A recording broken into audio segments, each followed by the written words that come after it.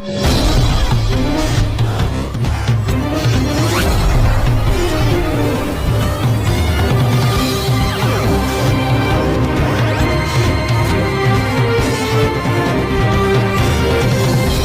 kita hilang, akhirnya ikut irama, manggut-manggut akhirnya kan. Lah itu bisa merusak pahala. Lah terus yang ketelu ini menjaga pandangan. Mungkin yang penting kan, penting ini menjaga pandangan ini bukan hanya untuk anak muda ya, anak tua juga, yang udah dewasa, udah punya istri juga, yang namanya laki-laki normal melihat perempuan itu pasti tertarik. Bohong kalau laki-laki normal melihat perempuan cantik nggak tertarik, itu bohong. Itu bohong. Ada masalah dengan. Berarti harus dicek itu. Kalau ditanya, kamu tertarik gak sama itu? Kudu dicek, kudu dicek itu. Yang namanya laki-laki normal melihat wanita seperti misalnya cantik, terus ya pokoknya pakaian macam-macam kanan kan lah. Kalau tidak tertarik itu bohong. Cuma ya laki-laki juga macam-macam. Ada yang tertariknya itu dilampiaskan, misalnya sweet misalnya, atau digodani. Ada yang tahan, dia menundukkan pandangan dan mengucapkan astagfirullah. Jadi begitu melihat astagfirullah. Makanya ya kita nasihati juga nih buat para pemuda nih, ya ketika datang nih sekarang, kita manfaatkan Ramadan dengan baik ya. Ya kalau bisa aplikasi-aplikasi atau medsos yang sekiranya itu bisa merusak ganjaran kita, di uninstall aja lah dulu. Misalnya Facebook, TikTok apa mana, Instagram, Twitter, YouTube bilang orang penting-penting banget. WA, tapi WA maju. Bukan undangan sing di KPMR nyampe gitu kan. Kan YouTube anjing YouTube. Nah iya, makanya YouTube juga ya, kalau nggak penting-penting banget nggak usah dibuka, karena setiap kita ngebuka itu pasti ada itu. Pasti ada, karena yang di YouTube itu bukan orang Islam semua. Pasti terbuka auratnya, entah rambutnya. Yang namanya melihat rambut wanita kan tidak diperbolehkan di dalam Islam. Makanya Islam menyuruh untuk berhijab, tutupi sampai menutupi dada. Jangan sampai argo pahala lagi bagus ya kan, lagi dicatat karo malaikat sebelah kanan kan, ngebuka YouTube, gambar apa kin, balik maning, ayu amat, leren malaikat, pindah sing kiri sing nyatet, pindah sing kiri sing nyatet, rugi. Kita lagi argoni lagi tinggi, leren pindah jadi keburukan. Nah bisa-bisa nanti pahalanya kena roaming. Lawan sing di dalam cewek Indonesia mungkin roamingnya lokal ya. Lah ngomong barat, interlokal peragat. Ganjaran bisa peragat kan.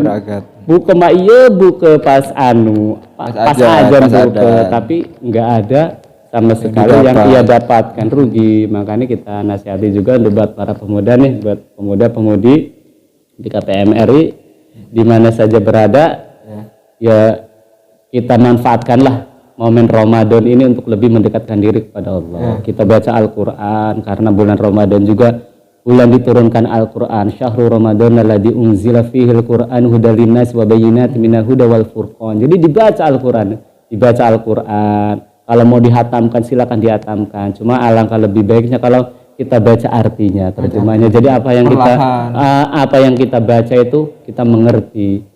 Emang dulu para ulama itu ketika bulan Ramadan datang itu bermacam-macam membacanya. Ada yang sampai hatamnya itu 60 kali, harinya 30, hatamnya 60. Kalau kita mah hari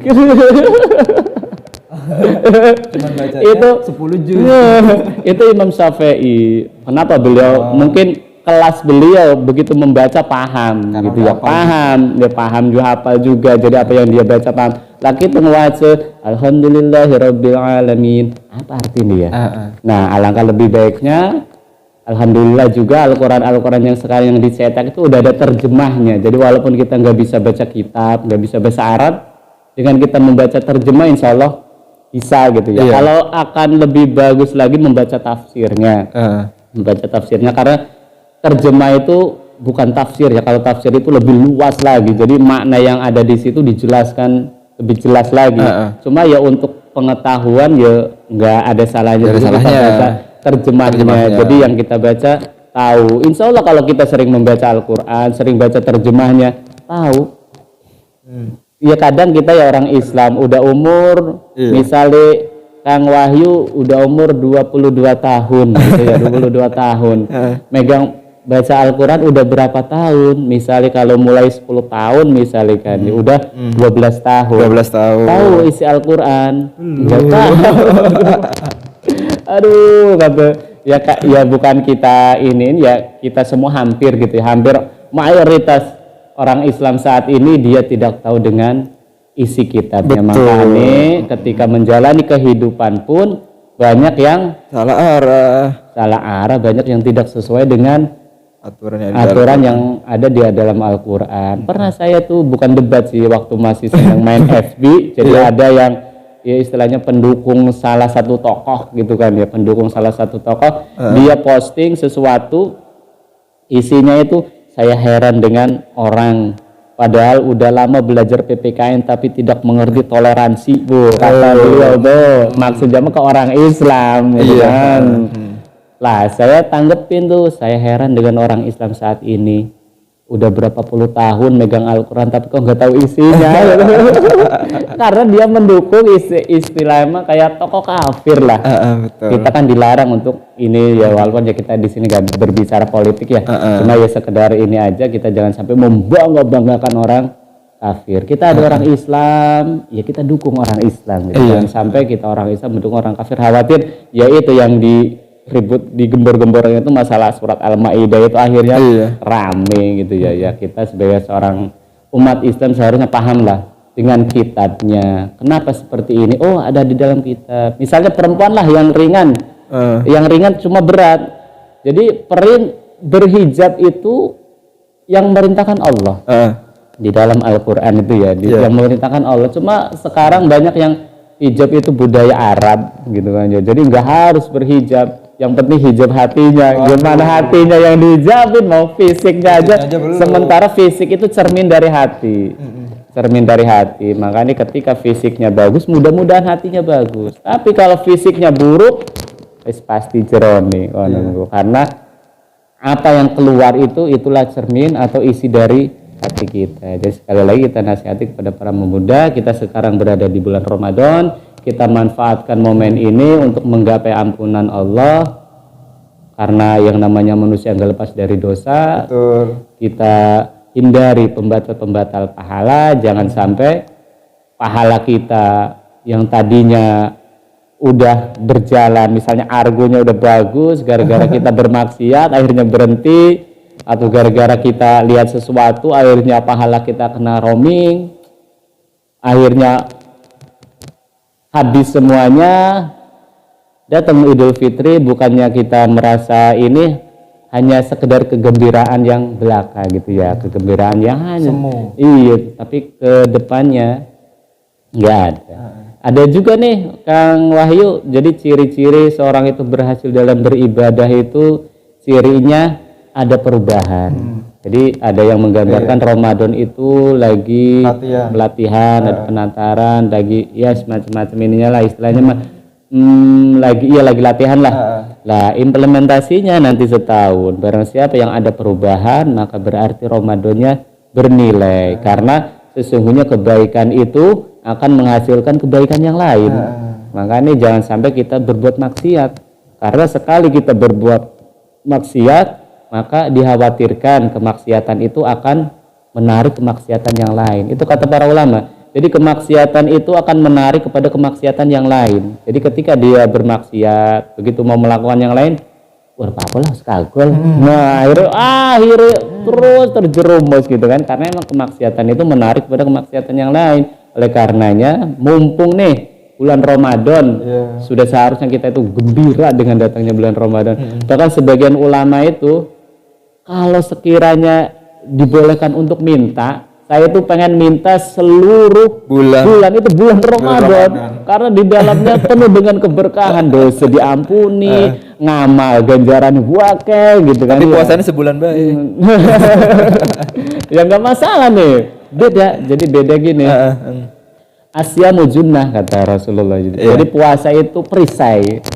Beda orang sing puasa karo sing ora puasa. Terkadang kita puasa Senin Kemis misalkan ya. Ada cewek nunduk. Tapi terkadang ketika nggak berpuasa, terkadang rada tergoda itu. Iya. Berbeda dengan ketika puasa, karena ketika kita puasa itu ada penjagaan. Ada penjagaan. Makanya kata mereka para ulama itu, sekiranya engkau mengetahui hakikat yang ada di dalam puasa, keutamaan yang ada di dalam puasa, niscaya engkau akan meminta seluruh bulan itu bulan Ramadan. Iya, karena emang kejaga, jarang maksiat, jarang gini ya, karena emang dikabarkan kalau Rasulullah kan apa? Setannya dibelenggu, kan? Emang setannya dibelenggu. Itu secara para ulama menjelaskan emang itu benar dibelenggu. Tapi setan yang mana nih? Wong kenyataannya masih ada sih maksiat gitu kan?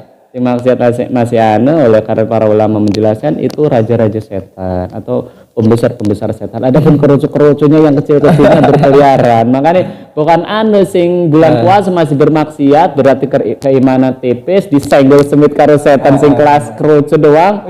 Wis tergoda. Itulah. Jadi kita bisa sebenarnya walaupun kita nggak menilai, nggak memvonis ya, itu gambarannya seperti itu. Ketika ada juga terjadi di diri kita gitu. Kadang kalau kita melihat seseorang bermaksiat di bulan Ramadan, itu berarti imannya itu tipis, disenggol semit karo setan sing kelas-kelas kerucu lah, masih kegude gitu. Menandakan imannya itu kecil, berbeda dengan sing imane kuat kan orang kegude karena emang setan senior iki lawane kuwen dibelenggu. Jadi nggak ada peluang untuk bermaksiat. Pintu surga dibuka, pintu surga dibuka, lamun diistilahkan mah lowongan kerja dibuka. Yo seharusnya harus ngelamar lah, gitu kan pada ngelamar. Cuma ya ada syarat-syaratnya ini yo ngajukan kan. Neraka ditutup lah, kesurplusan saya gimana bebas. Jadi lamun diibaratkan makanan ya seperti itulah. Mungkin itu Kang Wahyu ya. Mungkin masih ada obrolan yang lain. Itu gambaran sedikit tentang puasa. Jadi kita berpesan lah. Jadi biar puasa kita sama-sama diterima oleh Allah Subhanahu wa taala, mendapatkan ampunan, mendapatkan derajat tertinggi belum kita jelaskan ya. Mungkin ada lain waktu nantilah. Ya, karena orang yang berpuasa itu derajatnya ditinggikan oleh Allah Subhanahu wa taala melebihi orang yang mati syahid. Itu ada riwayatnya. Mungkin lain waktu kita akan jelaskan. Mungkin karena udah sore sekarang ini. Iya. Tadi kita mulai jam hampir 4:30. Sekarang mungkin udah jam berapa ini? 18. Kayaknya sih. Ya masih awan atau masih sore gitu? Sore ya. Padahal baru kenalan dari Kakang doang loh. Iya baru pembukaan tadi. Baru mukadimah ya? Orang-orang materi ya? Orang-orang materi. Lain diselip-selipkan dia materi ini. Karena enaknya seperti itu gitu. Iya, jadi memang jadi pada resmi seolah-olah ustad. Padahal kan bukan ustad ya. Kalau resmi ini mau materi ustad sah bukan? Kan gak seperti itu ya. Kita di sini sama-sama berbagi lah. Sama-sama berbagi kita. Kenapa kita selebih juga candaan-candaan ya. Sebetulnya bercanda dalam Islam itu ada yang nggak diperbolehkan Kang Wahyu ya. Jadi ketika kita ceramah misalnya kan ya, ngelucu itu sebetulnya itu nggak diperbolehkan ya. Kalau ngelucunya itu dibumbui oleh bohongan. Jadi kata Rasulullah, barang siapa yang berbohong dalam rangka untuk menghibur seseorang, ya nggak diperbolehkan. Terus kadang ada yang bercanda menyelimpangkan ayat gitu kan ya. Ada misalkan ceramah sing ngaji beres-beres taskin balik membicarakan masalah imam kan, itu pun gak diperbolehkan. Jadi ning ayat itu urus halaman ning surat At-Taubah atau ning surat apa kita lupa itu abillahi wa ayati wa rusulihi, lamun diartikan apakah engkau dengan Allah, dengan Rasulnya, dengan syariatnya engkau bersenda gurau, engkau bercanda. Itu ayat samanya keras. Kata Allah, jangan engkau meminta maaf, sesungguhnya engkau telah kafir setelah beriman. Makanya walaupun kita sedang bercanda yang wajar. Jangan sampai bercandanya itu dibumbui kebohongan atau menyelimpangin ayat gitu ya. Ayat harusnya seperti ini diselimpangin ke sini. Nah itu yang tidak diperbolehkan. Adapun candaan misalnya kayak mau pahalane kenang roaming, atau malaikat ini berhenti terus kita ini tertawa, yaitu candaan yang ya istilahnya wajar gitu ya, wajar. Jadi agar ya istilah yang mendengar atau yang ini juga nggak bosan. Biar nggak bosan. Ngomong baik. Khawatir seperti apalagi itu. Ngomongnya satu arah Kang, gitu. Makanya kita buat kayak gini. Biar nggak bosan. Jadi gitu. ya makanya mau kan lamun materi terus. Bosan serius. Bosan makanya, tapi kalau diselingi ada hal-hal yang harus dijelaskan, kita jelaskan sepintas misalnya, mudah-mudahan bisa dipahami. Terus kita sambung lagi gitu. Mungkin emang harus seperti itu ya, namanya penyampaian ilmu kepada para pemuda gitu ya. Para pemuda kan ya istilahnya berbeda gitu, jadi tingkatan orang menerima ilmu itu beda-beda. Anak-anak PK mah kudu mengkenen, anak-anak udah ya kok kita nih pemuda tahu nggak lo kita apa sih gitu. atau ini disajikan buat orang tua apa bocah kan sekekek juga orang pantas kan gitu. Tapi kan ya kita ada ininya lah, ada waktunya, ada tempatnya. Oleh karenanya nasihat dari para ulama itu, ketika engkau berdakwah hendaklah engkau melihat mad'unya, melihat apa yang kau dakwahi, siapa yang didakwahi, kepada siapa engkau menyampaikan. Masih yo ning wong tua sembari mu mengkenen misalnya kan, atau kepada anak-anak bahasane lah yo nyambung ngomong apa sih itu ya, ada semua tahu reformasi. Iya, jadi bahasanya sing bahasa intelektual kan. Itu iya kan. Terkadang kan ada aja jadi yang disebutin bahasa istilah-istilah kan, dan apa jaran zaman dulu mah apa aja film Sidul kan, barang di kan yang mandra kan omongannya langsung kependak. Akhirnya nggak ketemu karena beda ininya. Jadi hendaklah kita tahu medan lah, sama seperti betul. Imam, ketika imam tahu medan, ketika melihat ada orang sepuh. Betul itu. Enggak harus kita baca mentang-mentang hafal 30 juz. Macet tarawih apa? Al-Baqarah jebul.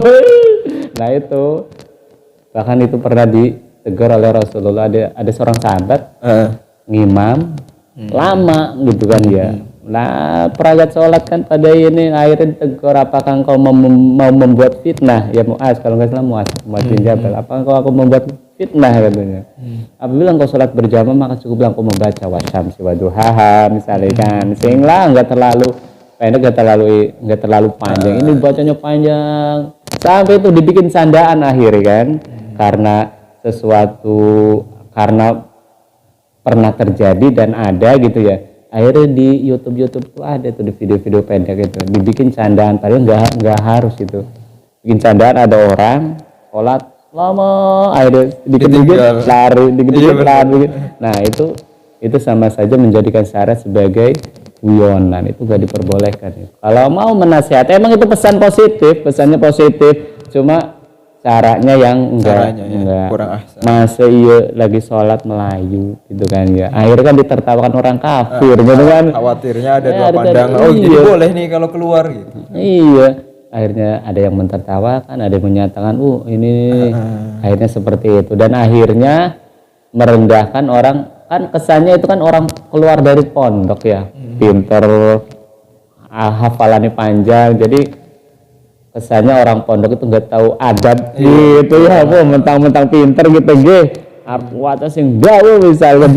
Akhirnya kan seperti itu, makanya sing wajar-wajar. Pernah kejadian ada syekh itu dari Yordan datang ke Indonesia.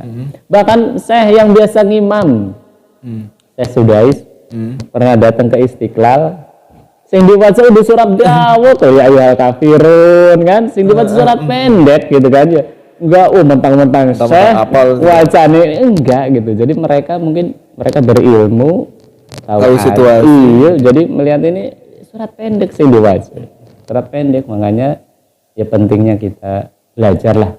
Belajar, jangan sampai kita melakukan sesuatu yang kita kira itu baik, ternyata kurang baik. Makanya aja bosen-bosen, terus belajar, menuntut ilmu sekarang dimudahkan oleh Allah, bisa melalui media, walaupun yang bikin media itu orang kafir, tapi alhamdulillah orang Islam juga bisa. Kayak podcast ini nggak tahu asalnya dari mana. Iya. Nah, orang Islam pun bisa menggunakan. Jadi tinggal kita ngolahnya aja dan kita tidak ya istilahnya memboikot atau anti produk kafir, jangan sampai, karena yang namanya produk itu umum ya, mau yang bikin Amerika lah, mau yang bikin misalnya Cina, mau yang bikin Rusia, selama Israel, selama itu bermanfaat dan bisa digunakan, kita gunakan. Makanya ada yang mengasih jempol negeri Timur Tengah itu, walaupun mereka secara keilmuan nggak banyak yang pinter, secara ini teknologi nggak punya teknologi, tapi mereka teknologi apa aja kebeli. Betul. Bisa menikmati, harusnya seperti itulah orang Islam. Gak harus repot-repot istilah bikin gini-gini. Untung orang Islam itu belajar syariat, apalagi hartanya ada, udah. Jangan kita menyibukkan untuk keduniaan. Orang yang banyak hartanya jangan sampai disibukkan oleh dunia, rugi. Contoh negeri sana, mereka banyak harta, wong soge-soge, tidak disibukkan dengan dunia, mereka fokus ke akhirat, ke akhirat gitu ya. Jadi ada yang sebaliknya. Nah aku kan sing dunia bae. Dunia bae. Ornikani. Orang soge-soge. Iya karena emang di negara tetangga ada peringatan seperti itu juga. Jadi ada peringatan juga seperti itu. Barang siapa mengejar akhirat, maka dunia akan ngikut, akan ngentel dengan hina jadi dunia itu. Tapi siapa sih ngejar dunia isi oleh, tapi akhiratnya oleh. Sementara wa mal hayatud dunya illa mataul hurur, dan tidaklah kehidupan dunia kecuali hanya kesenangan sing nipu. Nah, kita harus tertipu, sibuk gawe HP kan ya misalnya kan. Padahal dia pakai soge kan apa repot-repot. Istilahnya dewek pinter gawe omah. Hartane wake gawe omah dewek. Lagi apa mending ngelok betukang. Dewek ibadah. Mentang-mentang pinter gawe gini dikerjani dewek, rugi waktune. Rugi, harus kena ibadah, kena gawe kon mat sokop. Ambil cuma harta sekian doang gue gawe. Atau di konsentrasi bila kita arep umroh dipit misalnya kan ya, daripada nguprek ning dunia padahal hartanya wae rugi.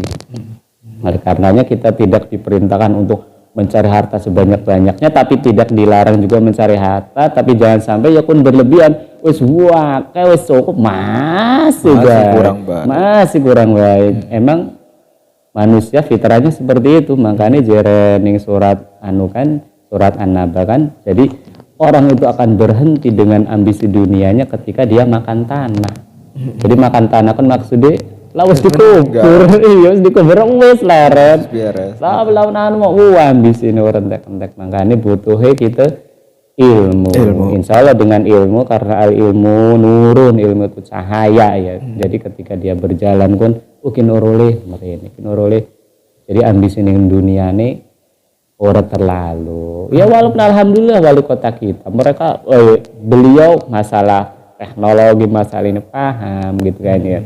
Tapi agamanya nggak lepas. Iya betul. Agamanya nggak lepas. Jadi dia mengimbangi gitu ya, jadi bukan dunia aja, bukan bisnis aja yang di ini kan, tapi keagamaan nih.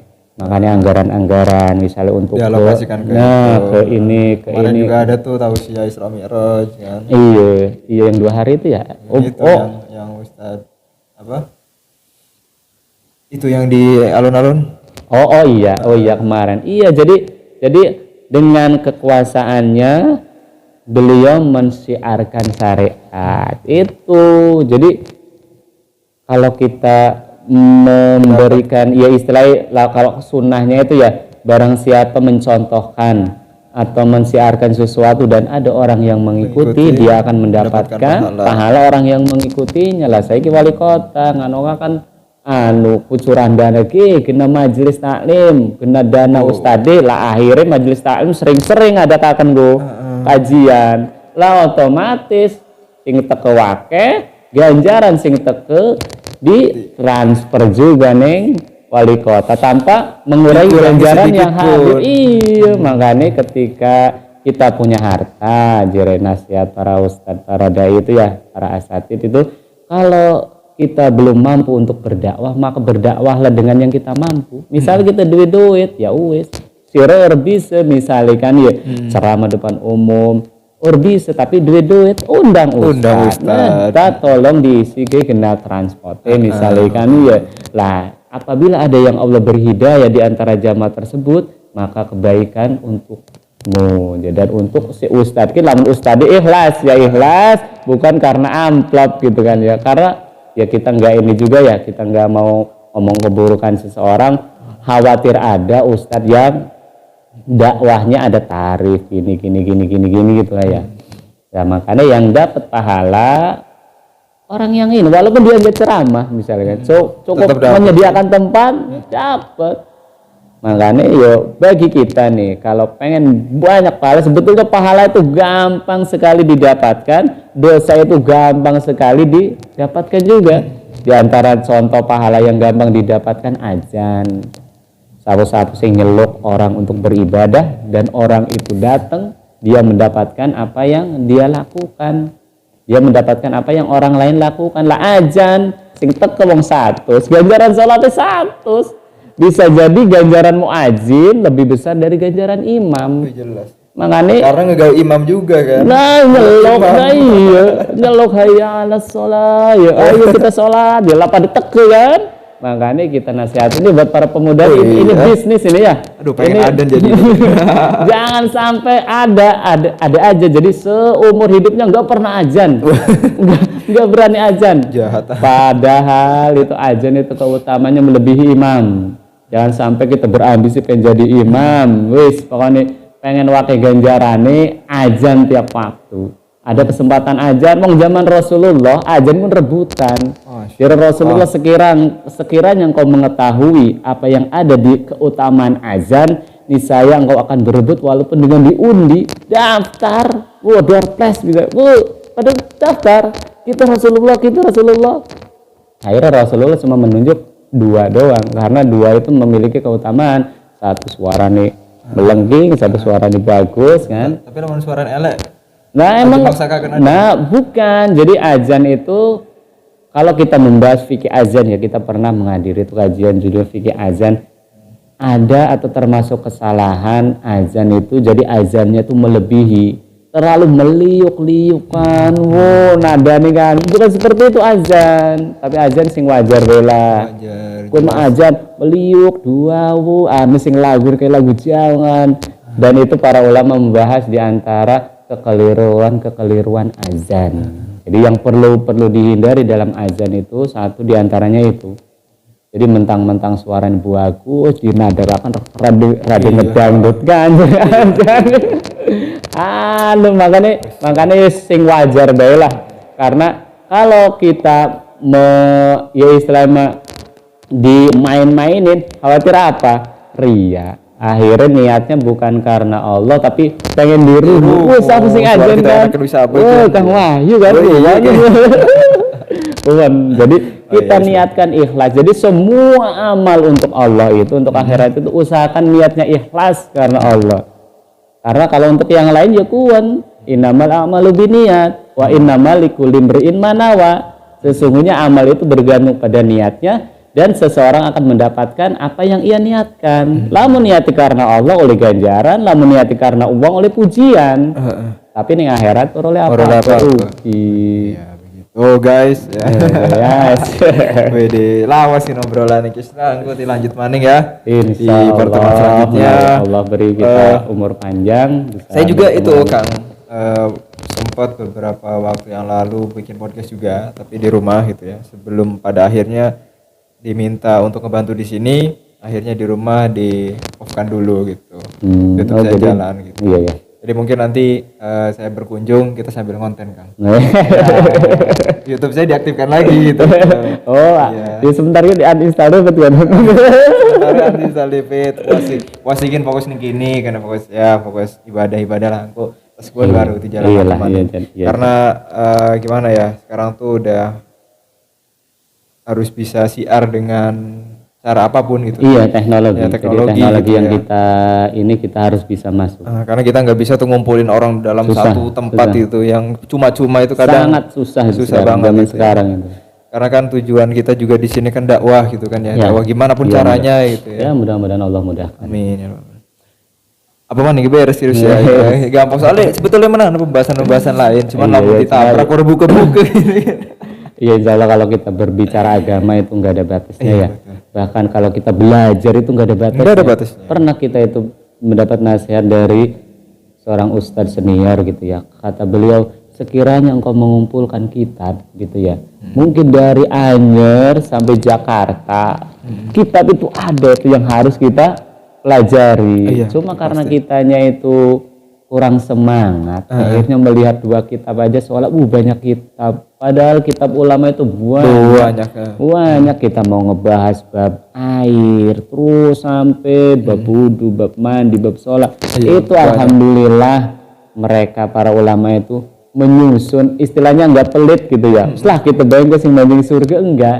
Jadi orang yang berilmu itu pengen ilmunya itu disampaikan dan bermanfaat untuk yang lain. Jadi orang pengen enak dewek kono, walaupun nggak merasa saya baik sendiri enggak. Jadi apa yang kita tahu kita sampaikan. Kita ingin masuk surga dan kita juga ingin saudara-saudara kita ini masuk surga. Kita takut dari neraka dan kita juga pengen saudara-saudara kita itu jangan sampai terjerumus ke dalam neraka. Makanya mereka para ulama itu menulis nasihat, misalnya Imam Syafi'i, Imam Malik, Imam Abu Hanifah, mereka menyusun kitab dengan tujuan mudah-mudahan ilmu yang dia punya bisa tersampaikan dan bisa berbagi. Semoga umat kita ini, umat Nabi Muhammad, bisa semuanya selamat dan bisa masuk ke dalam surga. Amin. Jadi Kang Wahyu, mudah-mudahan pertemuan kita ini, perkumpulan kita ini, obrolan kita ini bisa menjadi wasilah dikumpulkannya nanti kita nih di surga Allah. Amin. Selain itu saya juga berharap saya itu pengen punya sahabat ketika nanti menghadapi yaumil akhir, Kang. Oh iya, itu sangat penting. Sangat penting sekali. Karena kita tidak tahu akhir hayat kita berada di sisi mana, sisi muslimkah atau sisi naudzubillah non muslimkah gitu. Jadi butuh orang-orang gitu yang bisa mengingatkan kita, kan gitu, yang menjaga kita kayak gitu. Iya, dalam istilah ini mentalkin. Iya. Ketika akhir hayat itu mentalkin. Jadi sangat penting seperti yang dilakukan oleh Rasulullah, dilakukan oleh para sahabat. Ketika mendapati saudaranya sudah hampir, maka disyariatkan untuk mentalkin. Karena kata Rasulullah, maqala la ilaha illallah fi akhiri dahulal jannah. Barang siapa yang akhir hayatnya ucapannya itu la ilaha illallah dahulal jannah, maka dia akan masuk surga.